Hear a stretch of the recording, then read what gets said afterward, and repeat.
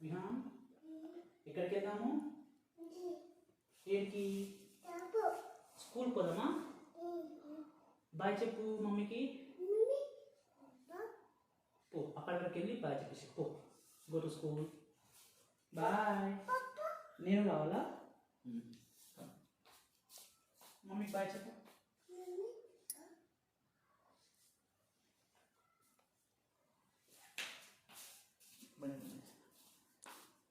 ఇందాకే తెచ్చాము school bag and అవి తీసుకొని రాగానే ఫస్ట్ వాడు వేసుకొని స్కూల్కి వెళ్తాడంట.